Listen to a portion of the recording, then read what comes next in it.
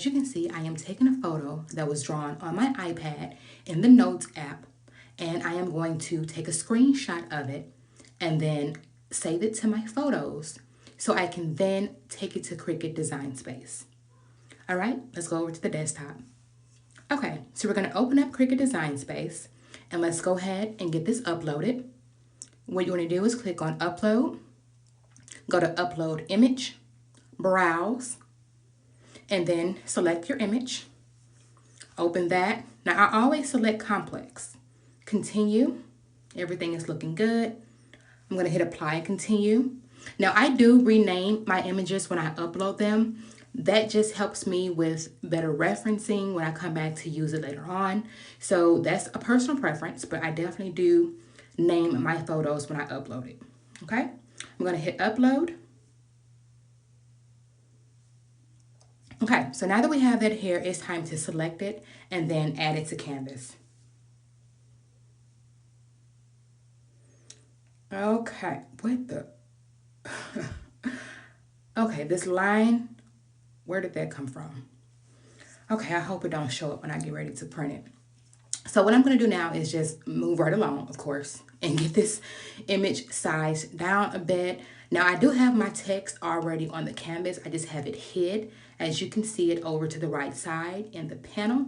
I'm going to unhide it, bring it in front of my image. Now this is where I play around with sizing. So I'm going to just move it around a little bit, kind of move it from side to side, you know, just kind of, again, just playing around with it to see where I like it, where I want to position it. Once I figure that out, I am going to select the text and the image together, and then I'm going to group both of them. Okay, so now when I do that, I'm going to go ahead and grab a template. I love working with templates because it allows you to further figure out your placement, your sizing, all that good old jazz, and to give you a visual of how it's going to actually look on the finished product. All right, so once again, I'm just still playing around with the placement and relative to the collar on the shirt.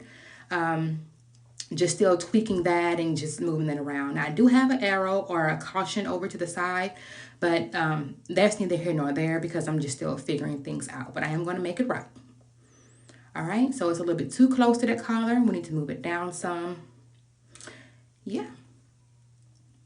And I think we are looking good. Okay, so once I have that where I think it looks good, I'm going to remove the t-shirt template. And then now we can get ready to make it. In the top right corner, I am going to make sure that we are using the correct machine.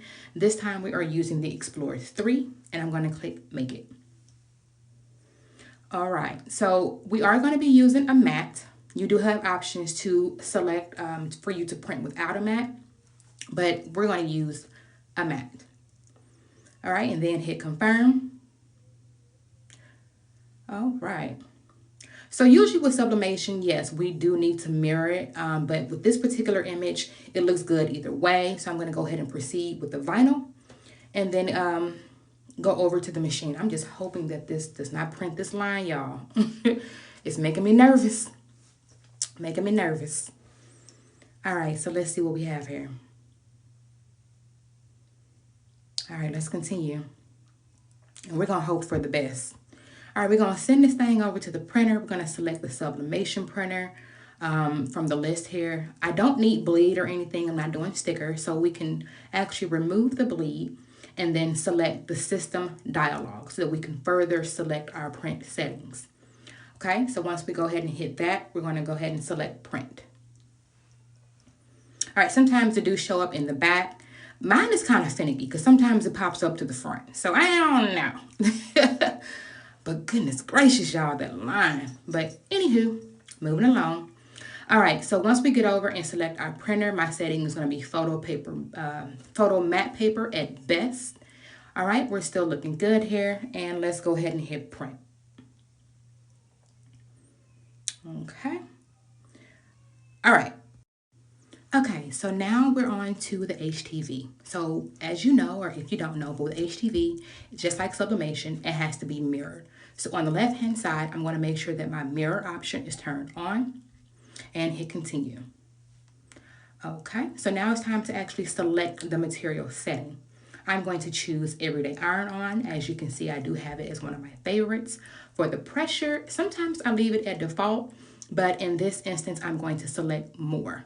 And what that do is give me more precise and clear cuts. Okay, so my image did finish printing, and y'all, that line is gone. It is not there. Because y'all, look, I was over here holding my breath now. Your girl couldn't breathe. So these are the colors I'm using, black and this sort of shiny, I don't know, but this gold is pretty. It's everything. So I'm also going to make sure that that is on mirror. As you can see on the left side, it's not. So I'm glad I double checked. So we're going to select that, make sure it's turned on, hit done. And let's go ahead and let the machine read the material. Okay. And I'm just making sure everything is still set since I did click off of the screen. But everything still looks okay. All right, so my machine is reading the material, making sure that we have enough length, which it does. And now it's going to go ahead and prepare to cut. All right, let's head over to the machine. So again, I am using the Explorer 3. And now that it is ready to go, I'm going to hit the go or start button. Whichever one you prefer to use, that's what we're using, okay? Let me apologize for the orientation of the screen, but we're going to let the machine do its thing. Okay, we're looking good, y'all. All right, so now it's almost time for the machine to stop. It's time to unload the material. These next couple clips are going to be sped up so that you can get the overall gist of what's going on. All right, I'm back at my table. Now I'm just using my shirt alignment tool to get everything centered and positioned in the correct spot on the shirt. Now this step is very important. Definitely make sure that you're using the heat resistant tape to secure down your image so that it will not shift or anything crazy under the press. And don't try and use regular tape. For any newbies, that will burn, it will melt. So definitely use the correct tape. All right, meet me over at the press. Welcome to the press, y'all. All right, we're gonna go ahead and get everything laid down. I'm going to insert some butcher paper in the middle just to prevent any type of bleed through that could possibly happen. All right, we're gonna cover it with butcher paper and press at 400 degrees for 60 seconds. Now for the vinyl, I'm gonna fold it in half to find my center. And then I'm also gonna take a piece of folded copy paper just to help me further find that center further down on the shirt, because I don't have a T-ruler. So you got to use what you got. All right, so we are going to go ahead and cover it with butcher paper, which is what I decided to do first, so that I can protect my press from that sublimated image, and then cover it with the Teflon sheet. We're going to press at 325 for 20 seconds. Now, sometimes HTV, you know, it acts a little stubborn and don't want to come up. That's fine. Just cover it again for about 5 more seconds.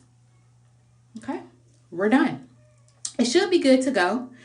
There is no blowout on this butcher paper, so it's good there. I can reuse that. And it looks like we're going to have a good peel. All right. All right, so I'm taking it back over to my table to give you a closer look. This is the finished product using a drawn image by hand in the Notes app on my iPad. Definitely make sure that you comment down below if you have any questions. Like this video, give us a nice big thumbs up, and subscribe. Thank you.